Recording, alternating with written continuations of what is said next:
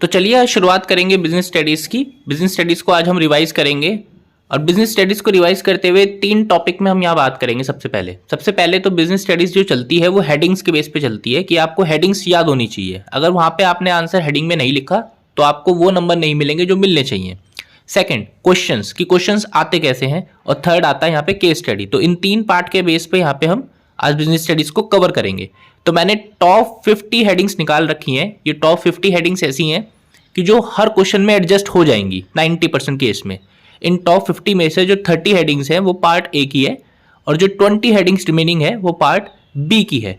तो चलिए top 50 headings कौन कौन सी हैं आपकी स्क्रीन पर भी शो हो रही होंगी, और स्क्रीन पर नहीं शो हो पा रही तो आप ऑडियोबल से सुन सकते हो। तो पहला है goal oriented process, second pervasive in nature, third group activity, fourth intangible, fifth coordination, sixth continuous process, 7th flexible in nature, 8th utilization of resources, 9th effective administration, 10 uncertainty, 11th adapt with rapid changes, 12 latest technology, 13 decision making, 14 risk of uncertainty, then 15th innovation ideas, 16 time consuming process, 17 assignment of duty, 18 growth and expansion, 19 placing right person, 20 effectiveness of other function, 21 training and development, 22 placement orientation, 23 better performance, human element take place at every level, 25 integrated employee efforts, 26 complex process, backward to forward looking, 28 order and discipline, 29 motivation, 30 feedback. अब ये जो 30 हुए हैं ये part A के हैं। इसके बाद 30 से लेकर जो 50 आएंगे वो पार्ट बी के आएंगे, जिसमें पहला आता है composition of fixed assets, amount of short term and long term, items and PNL account, 34 risk involve, 35 return and investment, 36 cash flow position, 37 आता है आपका मोबिलाइजेशन ऑफ सेविंग, देन 38 आता है आपका government and rules regulation, 39 utilisation intermediaries, 40 capital formation, 41 liquidity, 42 habit of saving and investment, 43 exchange mechanism, 44 need and wants, 45 customer value, 46 promotions, 47 social responsibility, 48 government intervention, 49 consumer ignorance, 50 consumer excise to right. ये जो 50 headings है अगर आपको याद है और वहाँ पे आपका कोई क्वेश्चन नहीं बन पा रहा, इन 50 में से अगर आप लिख देंगे तो 90% चांसेस हैं कि वो हेडिंग सही होगी, क्योंकि यही 50 हेडिंग्स हर चैप्टर में रिपीटेड मोड में चलती है। बस ध्यान ये देना है जो शुरुआत की 30 है वो पार्ट ए के क्वेश्चन में करनी है, जो पार्ट ए बुक होती है, और जो रिमेनिंग 20 है वो पार्ट बी वाले में किसी में भी एडजस्ट हो सकती है। तो चलो शुरुआत करते हैं हम कुछ क्वेश्चंस की कि कैसे कैसे क्वेश्चन आए हैं आज तक पास्ट ईयर में सैम्पल पेपर्स में या अदर बुक्स की या सीबीएसई की किसी साइट पे कोई क्वेश्चन है वो कैसे आए हैं, अब उसकी शुरुआत करते हैं। तो चलिए शुरुआत करते हैं फर्स्ट क्वेश्चन से। फर्स्ट क्वेश्चन है state any 3 factor affecting the dividend decision making. तो यहाँ पे क्वेश्चन को समझते हैं पहले कि क्वेश्चन पार्ट ए से है या पार्ट बी से है। ये पार्ट बी बुक से है और क्वेश्चन क्या कह रहा है कि कंपनी कब डिविडेंड बांटने का डिसीजन लेती है। एक्चुअलिटी में डिविडेंड होता क्या है, कंपनी को जब भी प्रॉफिट होता है तो वो अपने शेयर होल्डर को कुछ डिविडेंड देती है। अगर उसे नॉर्मल भाषा में बोलूँ तो इंटरेस्ट देती है, ब्याज देती है। वो देती क्यों है, वो देती इसलिए कि कंपनी पे कभी ना कभी उन्होंने पैसा लगाया होता है, उस लगाए हुए पैसे का कुछ ब्याज वो चुकाती है। तो कब ऐसा डिसीजन मेकिंग वो लेगी डिविडेंड बांटने का, जिसमें पहला है रिटेन्ड अर्निंग। जब कंपनी को प्रॉफिट होगा तभी वो डिविडेंड बांट सकेगी, सिंपल सी बात है, लॉस में बांट नहीं सकती। सेकंड है टैक्सेशन पॉलिसी। कंपनी का अगर किसी टैक्सेशन पॉलिसी के थ्रू टैक्स बच गया या टैक्स कम हो गया तो उस केस में क्या होगा, वो प्रॉफिट बांटने में सक्षम हो जाएगी, कैपेबल हो जाएगी। थर्ड है एक्सेस ऑफ कैपिटल मार्केट। जब उसकी मार्केट में कैपिटल बढ़ेगी, मतलब उसकी वैल्यू बढ़ेगी, तो चांसेस ज्यादा हैं कि अब वो डिविडेंड बांट सकती है। Question number 2, what is mean by the financial incentive, state any 2 financial incentive. ये जो क्वेश्चन है ये पार्ट बी से ही है। आपको पहले ये समझना है कि पार्ट ए है पार्ट बी है, उसके बेस पर आप अपना आंसर वहां पे डिसाइड करना है एग्जाम्स में। तो क्वेश्चन क्या कह रहा है कि फाइनेंशियल इंसेंटिव्स क्या होता है और कौन कौन से 2 ऐसे तरीके हैं जिससे फाइनेंशियल इंसेंटिव बांटा जा सकता है। फाइनेंशियल इंसेंटिव का मतलब है एक्स्ट्रा पैसा देना। तो कंपनी जब भी अपने एम्प्लॉइज को, अपने स्टाफ को एक्स्ट्रा पैसा देती है, वो उसकी साइकोलॉजिकल सेटिस्फैक्शन के लिए देती है, ताकि कंपनी के जो एम्प्लॉयज़ हैं वो मोटिवेट हो सकें और अपनी स्किल को एनहेंस कर पाएँ, ताकि जब अगली बार वो काम करें तो बेहतर तरीके से करें। दो तरीके हैं कंपनी के पास देने के। तो पहला है बोनस, बोनस की फॉर्म में दे सकती है। दूसरा है प्रॉफिट शेयरिंग, अपनी कंपनी का जो भी प्रॉफिट उसका हुआ है उस प्रॉफिट को शेयर कर सके। चलिए स्टार्ट करते हैं। Question number 3, state any 3 benefits of training to employ, कि एम्प्लॉय को ट्रेनिंग देने के क्या क्या बेनिफिट्स हैं। अगर हम बात करें इस क्वेश्चन की तो पार्ट ए का क्वेश्चन है। तो 3 तरीके हैं। पहला है स्टैंडर्डाइजेशन, जब आप अपने एम्प्लॉयज को ट्रेनिंग देते हो तो जो आपके एम्प्लॉयज है उनका जो स्टैंडर्ड है वो ऊपर हो जाता है, मतलब उनका काम करने का जो लेवल है वो अप हो जाता है, क्योंकि उनकी स्किल, नॉलेज और उनकी एक्सपर्टाइज बढ़ जाती है। Second, reduce supervision and direction, अब आपको उन्हें सुपरवाइज करने की जरूरत नहीं है, अब आपको उन्हें डायरेक्शन देने की जरूरत नहीं है, क्योंकि उन्हें ऑलरेडी काम अब समझ में आ चुका है due to training and development के थ्रू।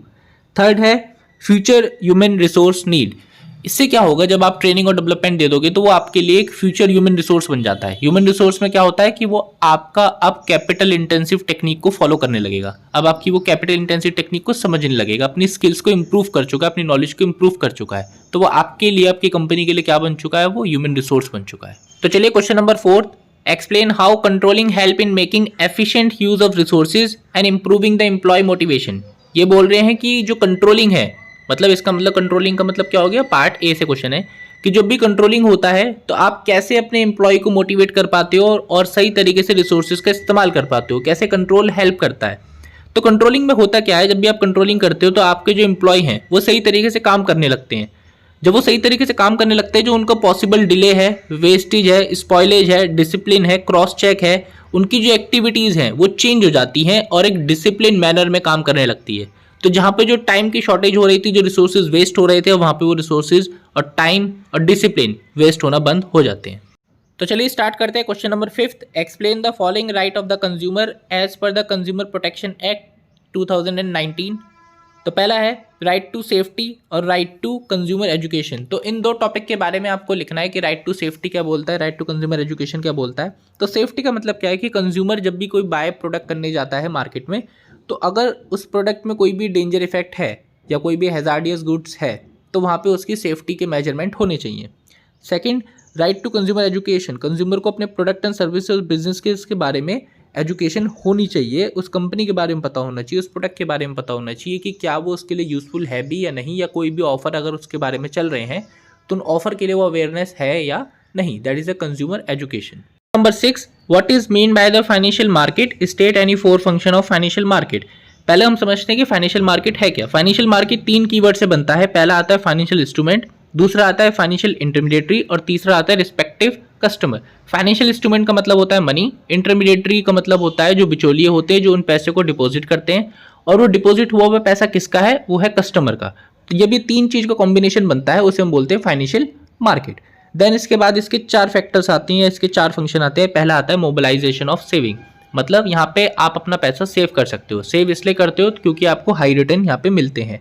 सेकंड आता है रिड्यूस ट्रांजैक्शन कॉस्ट, अगर आप फाइनेंशियल मार्केट में पैसे डिपॉजिट नहीं करेंगे ब्रोकर्स के थ्रू या इंटरमीडिएटरी के थ्रू, तो आपकी जो ट्रांजैक्शन कॉस्ट है ट्रांसफर करने की पैसे की, वो ज़्यादा चार्ज होगी।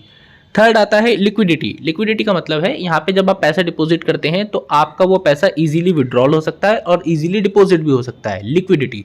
देन फोर्थ, प्राइस डिस्कवरी, जब भी आप यहाँ पे पैसा डिपॉजिट करते हैं तो यहाँ फ्लक्चुएशन ऑफ प्राइस होते हैं, अप एंड डाउन होते हैं due to demand and supply.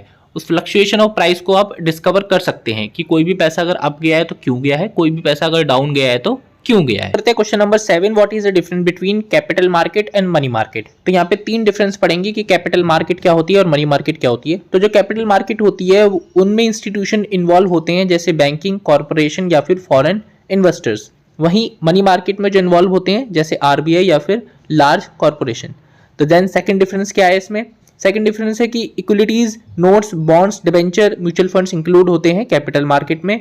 वहीं मनी मार्केट में इंक्लूड होते हैं treasury bill, call money, commercial bills, commercial paper, certificate of deposits etcetera. करते हैं question number 8, differentiate between the authority and responsibility on the basis of flow. यहाँ पे हमें उसके फ्लो के बेस पर उसका आंसर बताना है। तो अथॉरिटी रिस्पॉन्सिबिलिटी के बेस में, अथॉरिटी का मतलब होता है power to take decision, responsibility का मतलब होता है जहां पे आप अपना वर्क को अलाइन कर देते हो किसी और के साथ। तो अथॉरिटी जो का जो फ्लो होता है वो होता है सुपीरियर टू सबऑर्डिनेट, मतलब upper level to the lower level. वहीं रिस्पॉन्सिबिलिटी का जो फ्लो होता है वो सुपीरियर टू सबऑर्डिनेट भी हो सकता है और अपने सीनियर के लेवल पे भी हो सकता है। तो वो अपवर्ड टू डाउनवर्ड भी हो सकता है और अपवर्ड टू अपवर्ड भी हो सकता है। देन क्वेश्चन नंबर 9 यहाँ पे आता है, explain any 4 feature of business environment, कि बिजनेस एनवायरनमेंट के कोई भी 4 फीचर को एक्सप्लेन कीजिए। तो सबसे पहले हमें समझना होगा कि बिजनेस एनवायरनमेंट है क्या। बिजनेस एनवायरनमेंट बिजनेस की सराउंडिंग होता है, जो कि उसका एक्सटर्नल फैक्टर भी हो सकता है और उसका इंटरनल फैक्टर भी हो सकता है, जो कि उसके बिजनेस में असर डाले। तो इसमें पहला आता है स्पेसिफिक एंड जनरल फोर्सेस। कई बार बिजनेस में कोई स्पेसिफिक फोर्स भी हो सकता है और कोई जनरल फोर्स भी हो सकता है जो कि आपके बिजनेस में असर डाल सकता है। सेकंड है यहाँ पे डायनेमिक इन नेचर। बिजनेस का जो एनवायरनमेंट है वो डायनेमिक नेचर का होता है, समय के साथ बदलता रहता है चीज़ों के हिसाब से। थर्ड आता है कॉम्प्लेक्स इन नेचर। इसको समझ पाना बहुत मुश्किल होता है क्योंकि जैसे जैसे परिस्थितियां, लोगों का माइंडसेट, लोगों की टेस्ट एंड प्रेफरेंसेस चेंज होते हैं, वैसे वैसे बिजनेस का एनवायरनमेंट भी चेंज होता चला जाता है। देन फोर्थ आता है अनसर्टेनिटी। इसकी जो सर्टिनिटी है उसको पता कर पाना बहुत मुश्किल है, इसलिए अनसर्टेनिटी का एक पार्ट है, एक हिस्सा है। देन क्वेश्चन नंबर 10 यहाँ पर है, explain any 4 factor which affect the fixation of the price of product, कि ऐसे कौन से 4 फैक्टर हैं जो किसी भी प्रोडक्ट के प्राइस को फिक्स करने के लिए दिमाग में सोचे जाते हैं। तो पहला है कॉस्ट ऑफ प्रोडक्ट। किसी भी प्रोडक्ट की कॉस्ट कितनी है वो उसके बेस्ड पे डिपेंड करता है कि उसका प्राइस कितना होगा, क्योंकि प्राइस का एक फॉर्मूला होता है कॉस्ट प्लस प्रॉफिट। सेकंड आता है कंपटीशन, कि कंपटीटर ने अगर अपना प्राइस बढ़ाया या घटाया तो कहीं ना कहीं हमें भी अपने प्रोडक्ट का प्राइस या तो बढ़ाना पड़ेगा या फिर घटाना पड़ेगा अपने कंपटीशन से कम्पीट करने के लिए। देन थर्ड आता है डिमांड। जैसे जैसे प्रोडक्ट की डिमांड ज़्यादा और कम होती है उसी के बेस पे उसके प्राइस भी ज़्यादा और कम होते हैं। देन फोर्थ आता है साइकोलॉजिकल प्राइसिंग। साइकोलॉजिकल प्राइसिंग कई बार होता है कि जहाँ पे हमें कस्टमर के माइंड से खेला जाता है। फॉर एग्जांपल एप्पल ने एक साइकोलॉजिकल प्राइसिंग हमारे सामने रखी हुई है जो अननेसेसरी ज़्यादा है, हालांकि उसकी कॉस्टिंग इतनी नहीं है। देन क्वेश्चन नंबर 11 क्या बोलता है, explain the following technique of scientific management, जिसमें आपको 3 टेक्निक को एक्सप्लेन करना है, जिसमें पहली है टाइम स्टडी, सेकंड है मोशन स्टडी और थर्ड है फंक्शनल फोरमैनशिप। तो टाइम स्टडी आपको क्या कहता है, टाइम स्टडी ये बोलता है कि आपका जो टाइम है उसे ऑप्टिमाइजेशन यूज करना है, मतलब बेस्ट यूटिलाइजेशन ऑफ टाइम करना है, जिसमें आपको जो आप हर टास्क आप कर रहे हो उसके लिए आपको एक टाइम फिक्स कर लेना है कि अगर मैं ये काम कर रहा हूँ तो मुझे 15 मिनट, आधा घंटा या घंटे में उसे खत्म करना ही है। That is called the time study. Second आता है मोशन स्टडी। मोशन स्टडी ये बोलता है कि वर्क हार्ड मत करो, वर्क को स्मार्ट करो, उसकी उस पॉसिबल वे को ढूंढो कि जहाँ पे वर्क कम समय में बेहतर कॉस्ट पे कंप्लीट किया जा सके। थर्ड आता है फंक्शनल फोरमैनशिप। फंक्शनल फोरमैनशिप ये बोलता है कि किसी एक बंदे पे सारा काम का लोड मत डालो, उस काम को डिस्ट्रीब्यूट कर दो, एलोकेट कर दो नंबर ऑफ द पर्सन्स पे, ताकि वो काम अच्छे से हो, एफिशिएंसी से हो और फुल्ली यूटिलाइजेशन ऑफ रिसोर्सेज हम वहाँ से कर। Okay, then question number 12, state any 2 function of SEBI. अब सबसे पहले आपको यहाँ पे क्या करना है, सबसे पहले आपको यहाँ पे सेबी को एक्सप्लेन करना है। सेबी का नाम है security exchange board of India. इसका काम क्या है, इसका काम ये है कि जितनी भी शेयर मार्केट में जो लोग पैसा लगाते हैं उनके पैसे को सिक्योर्ड करना, चेक करना और ये देखना कि वो पैसा सही जगह पे लग रहा है या नहीं लग रहा। अब इसके 2 फंक्शन है। पहला इसका फंक्शन ये है कि प्रमोट करता है healthy growth in the secondary market, और सेकंड फंक्शन इसका ये है कि ये सही इंफॉर्मेशन देता है सिक्योरिटी से रिलेटेड जो भी मार्केट में अवेलेबल है। Question number 13, state any 3 features of planning, कि प्लानिंग के आपके 3 फीचर्स कौन कौन से होने चाहिए। तो सबसे पहले आपको एक्सप्लेन करना है कि व्हाट इज प्लानिंग। प्लानिंग है what to do, how to do and when to do और whom टू डू, कि आप क्या करना है और किसके लिए करना है फॉर द फ्यूचरिस्टिक। और ये गैप बताता है where we want to go और where we want to now, कि अभी आप कहाँ हैं और अभी आप कहाँ जाना चाहते हैं। तो इसके 3 फीचर्स हैं। पहला है प्राइमरी फंक्शन ऑफ मैनेजमेंट। ये मैनेजमेंट का सबसे पहला फंक्शन है क्योंकि इस फंक्शन के बिना आप नेक्स्ट फंक्शंस पे नहीं जा सकते। Second, mental exercise. Planning futuristic होती है और अनप्रिडिक्टेबल होती है, तो यहाँ पे जो आपके मेंटल, आपकी सोच, आपका जो माइंडसेट है उसी के बेस पे आप सही जजमेंट को कर पाते हो। थर्ड है प्लानिंग इज अ फ्यूचरिस्टिक। ये फ्यूचरिस्टिक है, ये पास्ट पे बेस्ड नहीं होता, ये प्रेजेंट के डाटा को देख के फ्यूचरिस्टिक परफॉर्मेंस को जज कर पाता है। That is called the planning. Then question number 14, explain briefly any 2 symmetric barriers to the communications. कोई भी सिमेट्रिक बैरियर्स को एक्सप्लेन करना है, 2 या 2 से ज़्यादा कर सकते हैं। तो सिमेट्रिक बैरियर्स होता क्या है, जब भी आप किसी से कम्युनिकेशन करते हो तो वो कम्युनिकेशन उसे समझ नहीं आती due to x number of the factors, वो जो समझ ना आना है उसे हम बोलते हैं सिमेट्रिक बैरियर्स। अब यहाँ पे 3 बैरियर्स हो सकते हैं या 3 से ज़्यादा भी हो सकते हैं। तो पहला है यहाँ पे बैडली एक्सप्रेस्ड मैसेज। जब आप जो अपने कम्युनिकेशन है उसे गलत तरीके से एक्सप्लेन कर रहे हो, जल्दबाजी में कर रहे हो, जिसकी वजह से सामने वाले को एक्सप्लेनेशन में या अंडरस्टैंडिंग में डिफिकल्टी हो रही है। Second, faulty translation. जो भी ट्रांसलेटर है, अगर हिंदी का इंग्लिश में, इंग्लिश का हिंदी में, किसी भी अदर लैंग्वेज को कन्वर्ट करने के लिए, तो वो जो ट्रांसलेशन है वो आपने गलत करी है। Third, unclarified assumptions. आपने जो भी एजम्पशंस ली है वो अनक्लेरिफाइड है, आपने उस एजम्पशन को क्लेरिफाई नहीं करा कि भाई जो मैं एजम्पशन ले रहा हूँ क्या वो सही है या गलत है। Then question number 15, explain briefly remuneration of employ and skill chain as principle of general management. तो यहाँ पे दो चीज़ों को एक्सप्लेन करना है। रेम्यूनरेशन ऑफ एम्प्लॉय, रेम्यूनरेशन का मतलब होता है कि जब भी कोई व्यक्ति काम करता है तो उसे सैलरी और वेजेस मिलते हैं, वो सैलरी और वेजेस उसे मोटिवेट करते हैं ताकि वो आगे और अच्छा काम को कर पाए और अपनी एफिशिएंसी और अपनी इफेक्टिवनेस को इंप्रूव कर पाए, that is a remuneration. Then second आता है स्केलर चेन। स्केलर चेन होता है जहाँ पे कम्युनिकेशन का एक तरीका होता है कि अगर किसी लोअर लेवल वाले बंदे को बात करनी है टॉप लेवल के बंदे को, तो वो स्केलर चेन को फॉलो करते हुए लोअर सेगमेंट से अपर सेगमेंट की तरफ जाता है। Then question number 16, explain briefly any 3 factor that affect the choice of capital structure of the company. तो सबसे पहले हमें समझना है कि कैपिटल स्ट्रक्चर होता क्या है। कैपिटल स्ट्रक्चर होता है कि कंपनी के पास कितना पैसा है, वो दो चीजों के ऊपर बेस्ड होता है, डेप्ट और इक्विटी। डेप्ट का मतलब उधार, इक्विटी का मतलब खुद का पैसा। अब ये तीन चीजों को इफेक्ट करता है। पहला, कॉस्ट ऑफ डेप्ट, कि कितना आपने बाहर से उधार ले रखा है जो कि चुकाना है।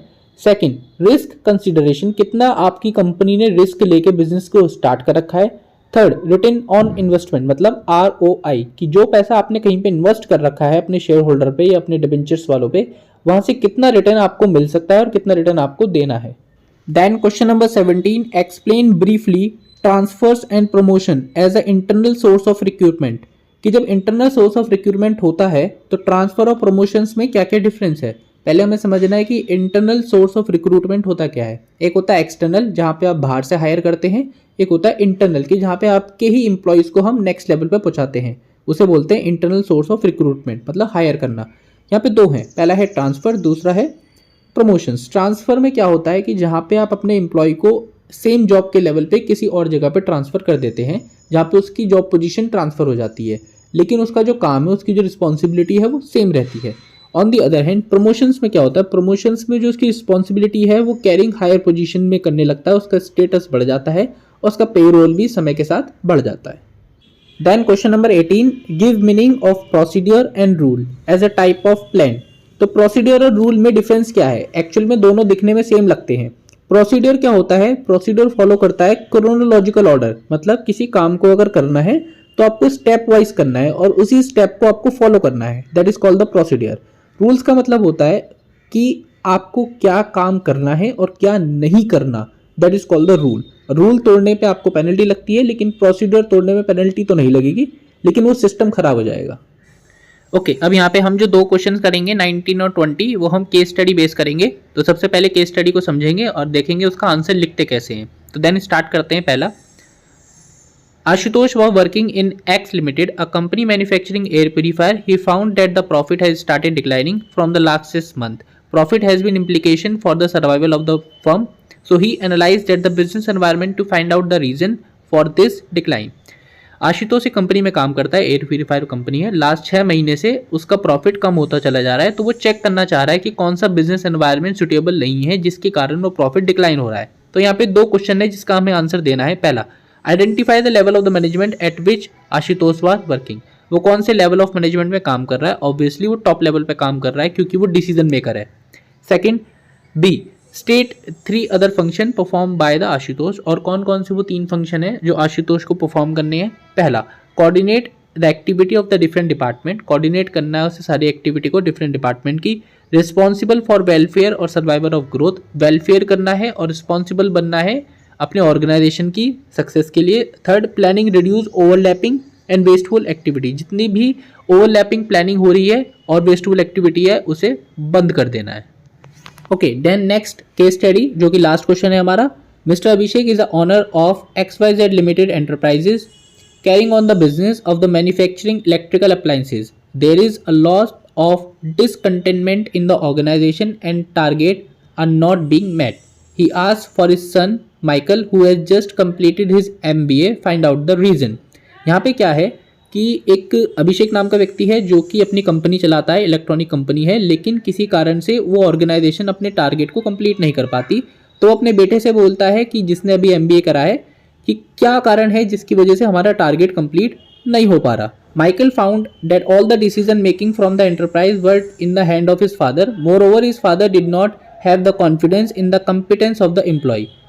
Thus, the employee were not happy. बाद में उसने देखा कि एक्चुअल में कारण ये था कि जो उसके फादर है वो सारी रिस्पॉन्सिबिलिटी खुद लेते हैं, अपने एम्प्लॉयज़ पे नहीं देते, जिसकी वजह से एम्प्लॉय अनहैप्पी हैं।